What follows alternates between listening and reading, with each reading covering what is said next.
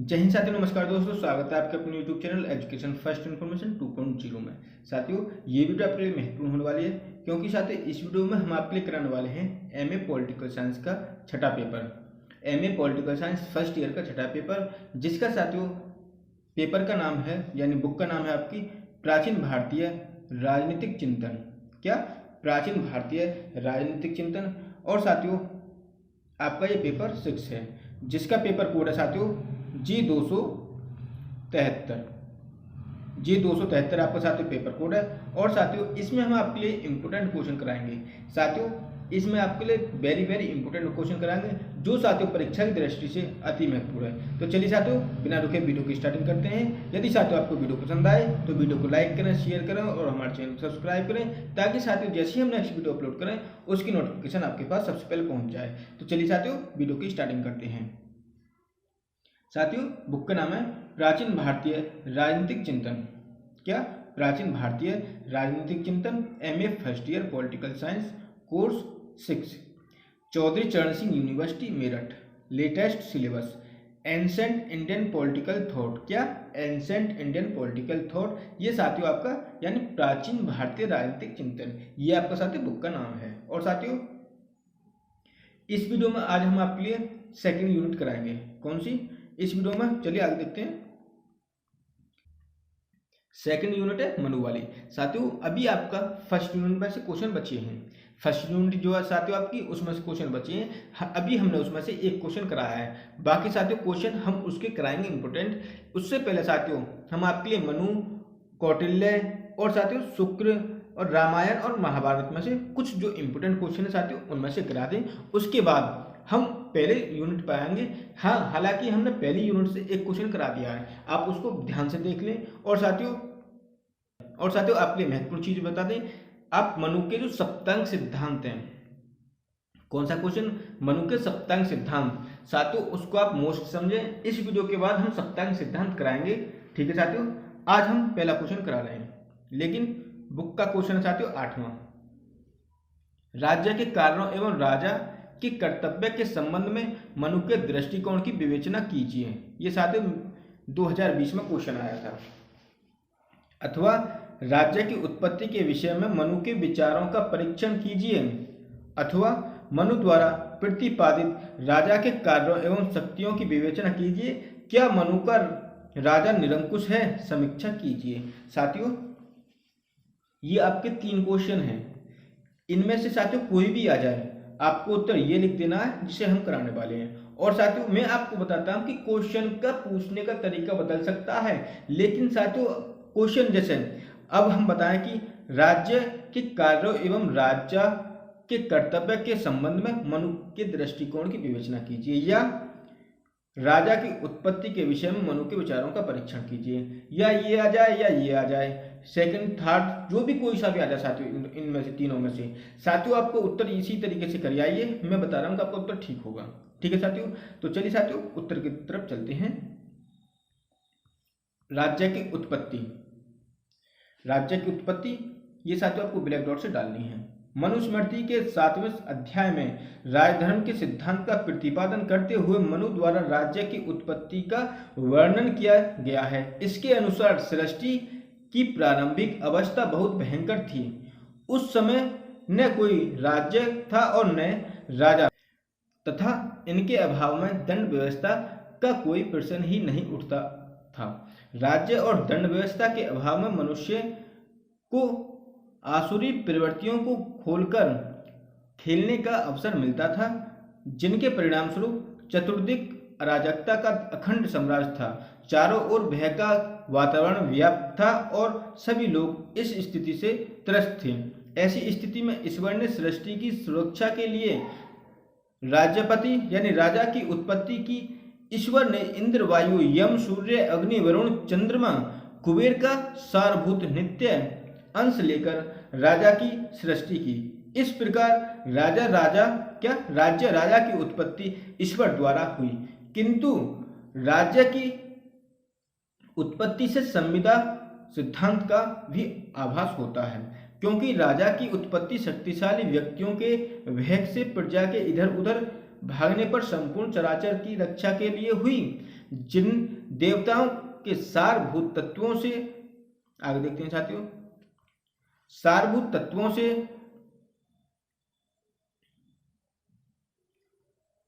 राजा की उत्पत्ति हुई, उन्हें लोकपाल कहा गया। अतः लोकपालों के सारभूत तत्वों से निहित होने के कारण राजा अपने में सभी लोकपालों के गुण का समावेश कर लेता है। उपयुक्त देवताओं को लोकपाल अथवा दिक्पाल कहे जाने का कारण यह है कि वे विभिन्न दिशाओं के रक्षक यानी पालक के रूप में हैं। अतः यह उचित है कि राजा को पृथ्वी पर सभी दिशाओं में शांति तथा व्यवस्था स्थापित करने का दायित्व सौंपा गया। धर्म की सुरक्षा के लिए ईश्वर ने दंड का सृजन किया। दंड को राजा धारण करता है, दंड प्रजाजनों पर शासन करता है, दंड प्रजाजनों की रक्षा करता है। लोगों की सुप्त अवस्था में भी दंड जागृत अवस्था में रहता है, अर्थात सजग रहता है। अतः विद्वान लोग दंड को धर्म कहते हैं, परंतु दंड की व्यवस्था सम्यक होनी चाहिए। दोषी व्यक्तियों को देश काल शक्ति विद्या का विचार करके ही दंड देना चाहिए। राजा के आवश्यक गुण। राजा का मुख्य कार्य प्रजा की सुरक्षा तथा कल्याण करना होता है। अतः इन कार्यों के कुशल संपादन के लिए राजा में कुछ आवश्यक गुणों का समावेश होना आवश्यक है। राजा को विद्वान, जितेंद्रिय, न्याय, विनीत एवं लोकप्रिय होना चाहिए। राजा का जितेंद्रिय होना आवश्यक है, अर्थात राजा इंद्रियों को अपने वश में रखने वाला होना चाहिए, जिससे वह अधर्म से हटकर धर्म के अनुकूल आचरण कर सके। जो राजा अपनी इंद्रियों को ही वश में नहीं रख सकता, वह अपने प्रजा को वश में रखने में कभी भी समर्थ नहीं हो सकता। जितेंद्रिय होने के लिए राजा को योगाभ्यास करते रहना चाहिए और काम वासना से उत्पन्न 8 दृष्ट व्यसनों से बचना चाहिए। जो राजा काम वासनजय व्यसनों में फंस जाता है, वह धन धान्य व धर्म से रहित हो जाता है। जो क्रोध से उत्पन्न बुरे व्यसनों में फंस जाता है, वह प्रकृति के प्रकोप के कारण शरीर से भी वंचित हो जाता है। राजकाल हेतु आवश्यक गुण और क्षमता प्राप्त के लिए राजा को वेदों के ज्ञाता विज्ञ ब्राह्मणों को दिन प्रतिदिन पूजा करनी चाहिए, क्योंकि विज्ञ जनों का सम्मान करने से लोकप्रियता और सफलता अवश्य ही प्राप्त होती है। राजा को सदैव विनीत रहना चाहिए, क्योंकि ऐसे राजा का कभी विनाश नहीं हो सकता यानी नहीं होता है। राजा की स्थिति। मनु के अनुसार राजा सृष्टि की 8 सूर्य चंद्र यम कुबेर इंद्र वरुण पवन और अग्नि सर्वाधिक महत्वपूर्ण शक्तियों और तत्वों से समन्वित होता है। इन 8 श्रेष्ठ तत्वों से समन्वित होने के कारण राजा विश्व का रक्षक, पोषक एवं समृद्धि प्रदायक होता है। जिस प्रकार से विशिष्ट शक्तियां अपने गुण विशेष के कारण समस्त सृष्टि पर शासन करती हैं, उसी प्रकार राजा अपनी शक्ति से इन लोक पर शासन करता है। मनु का विचार है कि राजा की रचना इन 8 देवताओं से उत्कृष्ट अंशों को लेकर की गई है। इस कारण राजा ने केवल एक देवता वरन इन सभी देवताओं के महान है। वह इन प्रमुख देवताओं के तत्वों को ध्यान करने वाला एक विशिष्ट देवता है। राजा के साथ दिव्य शक्ति के संयोग से मनु यह स्पष्ट करना चाहते हैं कि राज्य और राजा की शक्ति का अतिक्रमण करना किसी भी व्यक्ति के लिए संभव नहीं है, क्योंकि इसके गंभीर दुष्परिणाम हो सकते हैं। मनु ने कहा है, अग्नि असावधानी से उसे स्पर्श करने वाले व्यक्ति को ही जलाती है, किंतु राजअग्नि चिर संचित धन संपदा सहित समस्त कुल को ही जला देती है। इस प्रकार राजा का शासन मानवीय समझौते पर आधारित न होकर ईश्वरीय इच्छा पर आधारित है, और राजा अपने कार्यों के लिए ईश्वर के प्रति उत्तरदायी न कि प्रजा के प्रति। आगे राजा के कार्य एवं शक्तियां। राजा के कार्य एवं शक्तियां। कौटिल्य के अर्थशास्त्र और शुक्र के नीतिसार में राज्य के कार्यक्षेत्र, गतिविधियों और दायित्वों की विवेचना जितने विस्तार से के साथ की गई, मनुस्मृति राज्य के कार्य की वैसी विस्तृत विवेचना प्रस्तुत नहीं कर पाई, परंतु फिर भी मनुस्मृति में भी राज्य कार्यक्षेत्र का समुचित वर्णन किया गया है। मनु के अनुसार राजा के कार्य एवं शक्तियां निम्नलिखित हैं। चलिए देखते हैं कौन कौन सी हैं। प्रजारक्षा। क्या? प्रजारक्षण। मनुस्मृति के अनुसार प्रजारक्षण राजा का सर्वप्रमुख कर्तव्य है। मनुस्मृति में कहा गया है कि जब चतुर्थिक अराजकता की स्थिति थी और मत्स्य न्याय का सर्वत्र बोलबाला था, तब इस स्थिति के प्रतिकार हेतु ब्रह्मा ने राज्य की रचना की। इस प्रकार राज्य का उदय प्रजारक्षण के लिए हुआ और राज्य तथा राजा के अस्तित्व का सर्वप्रमुख औचित्य प्रजारक्षण ही है। मनु के अनुसार राजा के द्वारा आपराधिक प्रवृत्ति वाले लोगों से प्रजा की सुरक्षा की जानी चाहिए।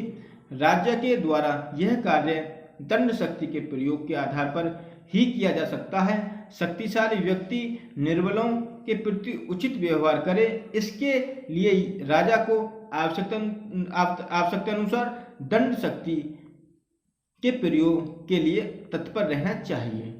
मनु का विचार है कि दंड के माध्यम बलशाली व्यक्तियों को निर्बल व्यक्तियों पर अत्याचार करने से रोका जा सकता है तथा राज्य में अनाचार, व्यभिचार, चोरी, डकैती आदि को नियंत्रित किया जा सकता है। आगे देखते हैं साथियों। यदि साथियों आपको वीडियो पसंद आए तो वीडियो को लाइक करें, शेयर करें और हमारे चैनल को सब्सक्राइब करें, ताकि साथियों जैसे हम नेक्स्ट वीडियो अपलोड करें उसकी नोटिफिकेशन आपके पास सबसे पहले पहुंच जाए। साथियों जो हमारी नेक्स्ट वीडियो होगी वो मनु के सप्तांग सिद्धांत से रिलेटेड होगी और वो साथियों आपका वेरी वेरी इंपॉर्टेंट क्वेश्चन है मनु वाले यूनिट से। आपराधिक तत्वों से पूजा की सुरक्षा करने के साथ साथ बाहरी आक्रमण से राज्य की सुरक्षा करना भी राजा का अनिवार्य और महत्वपूर्ण दायित्व है। इस विषय में मनु की दृष्टि बहुत तीक्ष्ण है। युद्ध से प्रजा को हानि होने की आशंका रहती है, अतः मनु राजा को परामर्श देता है कि युद्ध की स्थिति को अनिवार्य होने पर ही अपनाया जाना चाहिए तथा जब युद्ध अवश्यंभावी हो जाए तो युद्ध की समस्त नीति इस रूप में व्यवस्थित होनी चाहिए जिससे कि प्रजा को उससे न्यूनतम हानि हो। इस प्रकार मनु के प्रजारक्षण के अंतर्गत वह आक्रमण में राज्य की सुरक्षा तथा आंतरिक क्षेत्र में शांति और व्यवस्था स्थापित करना दोनों ही बातें सम्मिलित हो जाती हैं। दूसरा, प्रजा पालन या लोक कल्याण। क्या? प्रजा पालन या लोक कल्याण। प्रजा का निरंतर और धैर्यपूर्वक पालन करना राजा का अनिवार्य दायित्व है और राजा प्रजा के प्रति अपने इस दायित्व का पालन करे, तब ही वह प्रजा से कर तथा आज्ञाकारिता प्राप्त करने का न्यायपूर्ण अधिकारी होता है। मनु के अनुसार राजा का दायित्व है कि वह प्रजा के लिए चारों पुरुषार्थों धर्म, अर्थ, काम, मोक्ष की सिद्धि में सहायक हो। आगे साथियों, मनु ने शासक को परामर्श दिया कि वह समय समय पर प्रजा के सुख दुख की जानकारी प्राप्त करता रहे तथा ऐसी व्यवस्था करे कि आजीविका की विभिन्न प्रकार की वस्तुएं प्रजननों को निरंतर और सहज रूपेण उपलब्ध होती रहें। मनु का विचार है कि समाज के विभिन्न वर्गों को आवश्यकता और पात्रता के अनुसार सहायता और दान देना राजा का कर्तव्य है। ब्राह्मणों को राजकीय अनुदान देना मनु विशेष रूप से आवश्यक मानते हैं, जिससे ब्राह्मण वर्ग अपने जीवन निर्वाह की चिंता से मुक्त होकर अपने बौद्धिक और आध्यात्मिक शक्तियों का विकास कर सके तथा उनका उपयोग संपूर्ण समाज के लौकिक और पारलौकिक कल्याण के लिए चिंतन मनन में कर सके।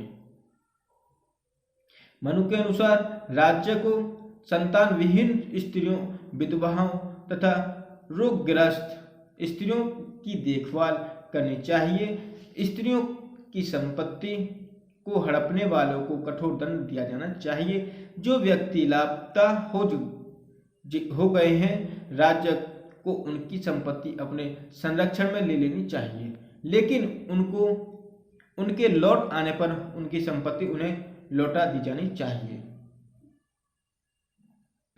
आगे देखते हैं तीसरा पॉइंट, प्रशासनिक व्यवस्था का निर्वाह। राजा प्रजा के प्रति अपने दायित्वों को पूरा कर सके, इसके लिए मनुष्य सुसंगठित और सक्षम प्रशासनिक व्यवस्था को अनिवार्य मानते हैं। विभिन्न प्रशासनिक दायित्वों के निर्वहन हेतु राजा द्वारा योग्य व्यक्तियों को अधिकारी और कर्मचारी पद पर नियुक्त किया जाना चाहिए। राजा को सुनिश्चित करना चाहिए कि राज्य कर्मचारी प्रजा के प्रति अपने दायित्वों का निष्ठापूर्वक पालन करे। इसके लिए राजा को गुप्तचरों के माध्यम से इन अधिकारियों के कार्यों की जानकारी प्राप्त करते रहना चाहिए। जो अधिकारी प्रजा से अनुचित रूप से धन ले या भ्रष्ट आचरण करे, उसे राज्य से बाहर निकाल दिया जाना चाहिए। चौथा पॉइंट, अर्थव्यवस्था का संचालन और नियंत्रण। मनु प्रजा के जीवन में अर्थ के महत्व को स्वीकार करते हैं तथा उनका विचार है कि प्रजा की भौतिक और आर्थिक समृद्धि के लिए निरंतर प्रयत्न करना राजा का परम कर्तव्य है। राजा द्वारा कृषि उत्पादन और व्यापार के संचालन की उचित व्यवस्था की जानी चाहिए तथा प्रजा को उनकी संपत्ति की सुरक्षा के प्रति आश्वस्त किया जाना चाहिए। राज्य व्यापारियों के हितों की सुरक्षा के लिए सभी संभव कदम उठाए, लेकिन साथ ही वह व्यापारियों द्वारा प्रजा के प्रति किए जा रहे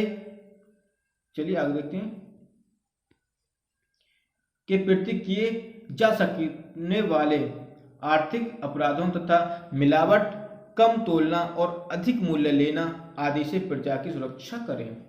पांचवा पॉइंट, सामाजिक व्यवस्था का नियम और निर्वाह। मनुस्मृति में सामाजिक व्यवस्था का नियम और निर्वाह भी राजा का दायित्व माना गया है। मनुस्मृति में समस्त समाज को चार वर्णों कौन से ब्राह्मण, क्षत्रिय, वैश्य और शूद्र में विभाजित किया गया है।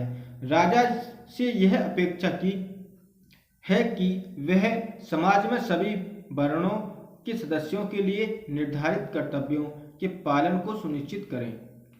विभिन्न वर्णों विशेषता वैश्य और शूद्रों से उनके कर्तव्यों का पालन कराते हुए राज्य दंड को बाध्यकारी बना सकता है।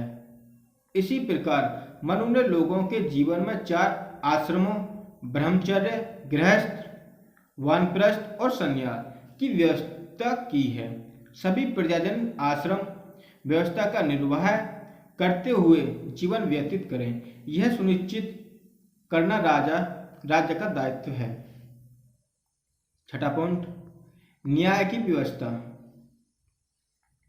न्याय की व्यवस्था मनुस्मृति में न्याय को राजा के सर्वाधिक महत्वपूर्ण कर्तव्यों में शामिल किया गया है। राज्य की उत्पत्ति के प्रसंग में मनु ने कहा है, राज्य विहीन अवस्था में मत्स्य न्याय की जो स्थिति थी, उसके स्थान पर नीति एवं धर्म पर आधारित न्याय को प्रतिष्ठित करना ही राज्य का परम कर्तव्य है। राजा द्वारा नागरिकों के पारस्परिक विवादों का इस प्रकार से निर्णय किया जाना चाहिए कि सभी व्यक्तियों में सुरक्षा की भावना और न्याय के प्रति विश्वास उत्पन्न हो सके। राजा और संबंधित अधिकारियों को न्याय प्रदान करने में भावना अथवा दुर्भावना से दूर रहते हुए पूर्ण निष्पक्षता के साथ कार्य करना चाहिए। निष्पक्ष न्याय की स्थिति को अपनाते हुए ही राज्य समस्त व्यक्तियों को कर्तव्य पालन में संलग्न रख सकता है तथा उनके द्वारा आचरण की मर्यादाओं के उल्लंघन को रोक पाता है। इस प्रसंग में मनु का यह भी निर्देश है कि राजा के द्वारा रिश्वतखोरों, जुआरियों, धोखेबाजों तथा दुष्टों को दंडित किया जाना चाहिए। 7वां पॉइंट साथियों, परराष्ट्र संबंधों का संचालन। मनु ने परराष्ट्र संबंधों के विवेकपूर्ण संचालन को राजा के अत्यावश्यक कार्यों में सम्मिलित किया है। बाह्य आक्रमण साथियों, ये बाह्य आक्रमण से सुरक्षा राज्य का एक अनिवार्य दायित्व है। अतः मनु का विचार है कि परराष्ट्र संबंधों के संचालन में शासक ऐसी युक्ति और विवेक के आधार पर कार्य करे कि आवश्यक युद्ध की उलझन में पड़े बिना ही राज्य तथा उसके सम्मान की सुरक्षा संभव हो सके। मनु ने अंतरराज्य संबंधों के संचालन के लिए एक सैद्धांतिक रूपरेखा प्रस्तुत की है तथा शासक को इस संबंध में मंडल सिद्धांत, षड्गुण नीति तथा विभिन्न उपायों में विवेक संपन्न पालन हेतु निर्देश दिया है। आगे देखते हैं साथियों, इस सब के अतिरिक्त मनु का विचार है कि राजा को अश्वमेध, वाजपेय तथा राजसूत आदि यज्ञ करवाने चाहिए। मुख्य बात यह है कि राजा के द्वारा अपनी प्रजा के प्रति पिता सदृश व्यवहार किया जाना चाहिए, क्योंकि प्रजा का पालन करना राजा का श्रेष्ठ धर्म और प्रजा पालन द्वारा शस्त्रयुक्त फल भोगने वाला राजा धर्म में युक्त होता है। क्या होता? युक्त होता है। इस प्रकार मनु के अनुसार राज्य का कार्यक्षेत्र बहुत व्यापक है।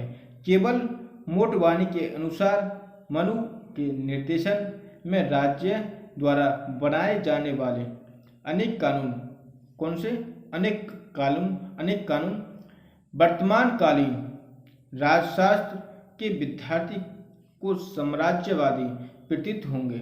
वस्तु मनु द्वारा चित्रित राज्य एक लोक कल्याणकारी राज्य है, जिसमें प्रत्येक व्यक्ति को बौद्धिक, नैतिक तथा आध्यात्मिक विकास की सर्वोच्च अवस्था प्राप्त कर लेने का अवसर प्राप्त होता है।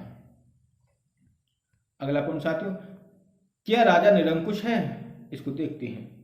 मनु ने राज्य की उत्पत्ति के देवी सिद्धांत का प्रतिपादन किया है तथा उन्होंने राजा में दिव्यता की कल्पना भी की है, लेकिन मनु की विचारधारा पाश्चात्य विद्वानों द्वारा प्रतिपादित देवी सिद्धांत और उनके द्वारा राजा की निरंकुशता पर बल दिए जाने से भिन्न है।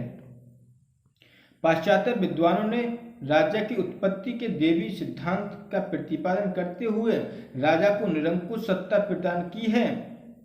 उदाहरण के लिए इस सिद्धांत के आधार पर ही फ्रांस का राजा लुई 14वां कहा करता था, मैं ही राज्य हूं,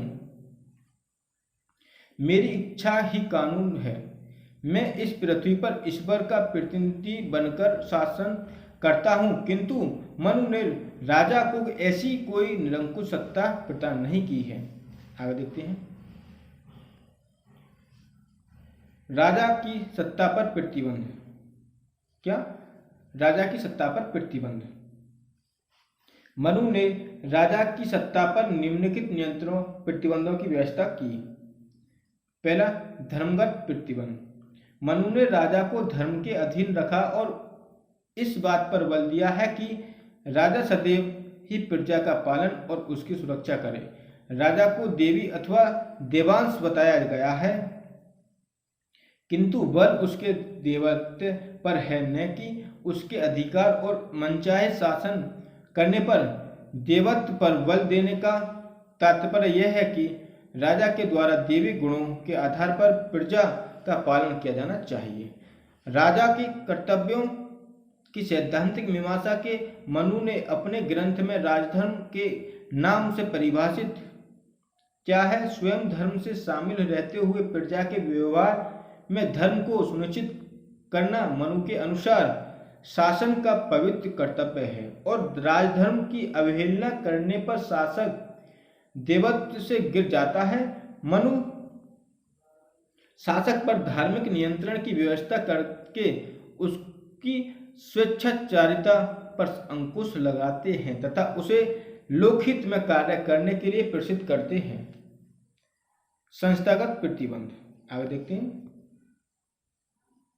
संस्थागत प्रतिबंध, राजा की शक्ति पर संस्थागत प्रतिबंधों की भी व्यवस्था है। मनुस्मृति में स्पष्ट विधान है कि महत्वपूर्ण विषयों के संबंध में राजा के लिए मंत्रियों एवं अन्य शासकीय अभिकरणों से मंत्रणा करना आवश्यक है। उदाहरण के लिए दूसरे राज्यों में दूत भेजते हुए दूतों के कार्यों का मूल्यांकन करने, उनके स्थान पर दूसरे दूतों की नियुक्ति करने आदि विषयों पर मंत्रियों से मंत्रणा करना आवश्यक माना है। मनुस्मृति में कराधान की शासक की शक्ति को नियमों के अधीन माना गया है तथा इन नियमों का उल्लंघन करके अनावश्यक रूप से कर लगाने हेतु एकत्रित करने को राजा के विनाश का कारण माना गया है। एक अन्य संस्थागत नियंत्रण शक्तियों के विकेंद्रीकरण के रूप में है। मनु ने राष्ट्र के प्रशासन के लिए उसका छोटी इकाइयों में विभाजन तथा शासकीय शक्ति का विकेंद्रीकरण आवश्यक माना है और स्थानीय प्रशासन के प्रसंग में शासक को असीमित अधिकार नहीं दिए हैं। आगे देखते हैं। मनु का विचार है कि शासक की शक्तियों एवं कार्यों के विकेंद्रीकरण के माध्यम से शासक की निरंकुशता एवं स्वेच्छाचारिता पर प्रभावी अंकुश रखा जा सकता है। चौथा, राजा के लिए दंड विधान। मनुस्मृति में राजा के लिए भी दंड का विधान है। विशिष्ट देव होकर वे साधारण प्रजाजन की भांति दंड भोगना है, यानी दंड भोगता है। जिस अपराध से साधारण व्यक्तियों को केवल एक पंड का दंड दिया जाता है, उसी में राजा की अधिक ज्ञानों होने के कारण सहस्त्र यानी 1000 पंड का दंड मिलता है। पांचवा, राजा के व्यक्तिगत गुण, प्रशिक्षण और दिनचर्या।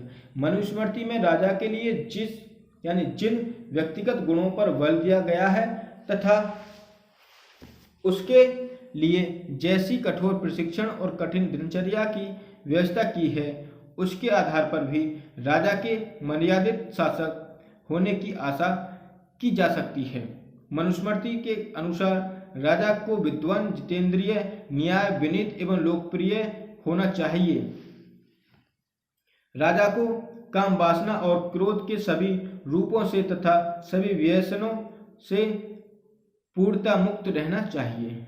आगे देखते हैं। इसके अतिरिक्त राजा के लिए वैसे ही कठोर प्रशिक्षण की व्यवस्था की गई है जैसे प्रशिक्षण की व्यवस्था प्लेटो अपने दार्शनिक राजा के लिए करता है। इस प्रसंग के महत्वपूर्ण प्रश्न यह है कि राजा पर प्रजा का प्रभावी नियंत्रण स्थापित किया गया है अथवा नहीं। विद्वानों के एक समूह का विचार है कि मनु के राजा पर प्रजा का प्रभावी नियंत्रण नहीं है। राजा प्रजा के प्रति उत्तरदायी नहीं है, लेकिन विद्वानों का एक अन्य वर्ग, जिनमें मनुस्मृति के एक प्रमुख टीकाकार डॉक्टर केवल मोटवानी और पाश्चात्य विद्वान V.A. सोलिटोर प्रमुख हैं, इस बात पर बल दिया है कि मनु का राजा प्रजा के प्रति उत्तरदायी है और जनता राजा को अपदस्थ भी कर सकती है। इन विद्वानों ने इस बात पर बल दिया है कि मनु के राज्य की उत्पत्ति के देवी सिद्धांत के साथ साथ समझौता सिद्धांत की ओर भी संकेत दिया है। केवल मोटवानी ने स्पष्ट शब्दों में कहा है कि राजा को समझना चाहिए कि वह धर्म के नियमों के अधीन है। कोई भी राजा धर्म के विरुद्ध व्यवहार नहीं कर सकता है। धर्म राजाओं और सामान्य मनुष्यों पर एक समान ही शासन करता है। इसके अतिरिक्त राजा राजनीतिक प्रभु जनता के आगे देखते हैं। प्रभु जनता के अधीन है, वह अपनी शक्तियों के प्रयोग में जनता की आज्ञा पालन की क्षमता से सीमित है। इस प्रकार साल्टेयर ने लिखा है कि मनु के निसंदेह यह कहा है कि जनता राजा की गद्दी से उतारकर, यानी जनता राजा को गद्दी से उतार सकती है और उसे मार भी सकती है यदि वह अपनी मूर्खता से प्रजा को सताता है। राजा की निरंकुश स्थिति पर टिप्पणी करते हुए डॉक्टर जायसवाल ने हिंदू पॉलिटी में विचार व्यक्त करते हुए स्पष्ट किया है कि वास्तव में मनुस्मृति स्वतंत्र राज्य की कल्पना नहीं करती है। सभी लोकपाली के गुण राजा में समाहित होते हैं। लोकपालों के असभूत होने के कारण वे सामान्य प्राणियों से श्रेष्ठ समझा जाता है।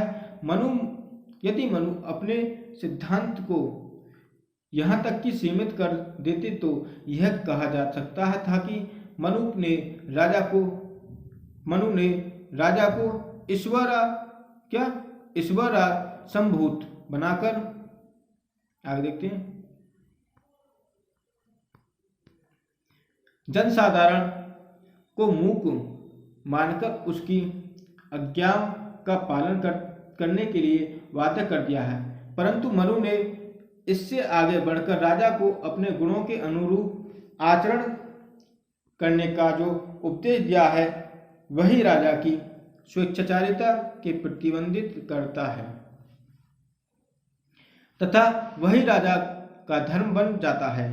राजा इस धर्म के अतिक्रमण करने का अधिकार नहीं रखता है, क्योंकि ऐसा करने से वह देवत्व से गिर जाता है। मनुस्मृति यह भी कहती है कि राज्य के प्रजारक्षण के प्रयोजन की सिद्धि के लिए दंड की सृष्टि की गई है।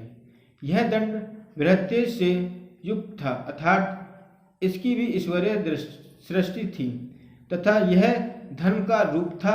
इसी दंड के भय से सभी प्राणी अपने स्वाधिकार के भोग से समर्थक होते थे तथा अपने धर्म से विचलित नहीं होते थे। मनु ने राजा के देवत्व के साथ साथ कर्म को आवश्यक महत्व प्रदान करके उसके कर्मों को उसका धर्म बना दिया है। राजा भी एक प्राणी है, अतः उसके धर्म को भी अक्षुण्ण बनाए रखना दंड की सृष्टि का एक प्रयोजन कहा जा सकता है। आगे देखते हैं साथियों। यदि साथियों आपको वीडियो पसंद आ रही हो तो वीडियो को लाइक करें, शेयर करें, हमारे चैनल को सब्सक्राइब करें, ताकि साथियों जैसे ही हम मनु के सप्तांग सिद्धांत की वीडियो अपलोड करें आप तक उसकी सूचना पहुंच जाए। चलिए आगे देखते हैं साथियों, थोड़ा सा और बचा है लास्ट। राजा की स्थिति से यही प्रतीत होता है कि मनुस्मृति राजा पर प्रजा का प्रत्यक्ष और तत्काल प्रभाव नियंत्रण तो स्थापित नहीं करती, लेकिन परोक्ष रूप से राजा के जनता के प्रति उत्तरदायी होने पर बल देती है। इस प्रसंग में हमें इस बात को सृष्टि में रखना होगा कि मनु का युग न केवल भारत वरन समस्त विश्व में राजतंत्र, निरंकुश राजतंत्र का युग था तथा यह युग यानी उस युग में राजपथ पर नियंत्रणों की व्यवस्था कर मनु ने अपने इस स्पष्ट विचार का परिचय दिया है कि राजसत्ता जनसत्ता की शक्ति को स्वीकार करे। यह बात राज्यों के पद और राज्य दोनों के लिए शुभ है। साथियों ये आपका मनुस्मृति में से पहला क्वेश्चन था और साथियों इसके बाद हम जो वीडियो लेकर आने वाले हैं ये अपलोड हो जाएगी। उसके बाद साथियों इसकी हम रिकॉर्डिंग करेंगे। मनु के सप्तांग सिद्धांत पर प्रकाश डालिए। ये साथियों आपका वेरी वेरी इंपॉर्टेंट क्वेश्चन हो जाता है ये वाला। ठीक है साथियों, तो साथियों आज यदि आपको वीडियो पसंद आई हो तो वीडियो को लाइक करें, शेयर करें, हमारे चैनल को सब्सक्राइब करें, ताकि साथियों जैसे ही हम नेक्स्ट वीडियो अपलोड करें उसकी नोटिफिकेशन आपके पास सबसे पहले पहुंच जाए। तो चलिए साथियों यहीं तक, धन्यवाद साथियों।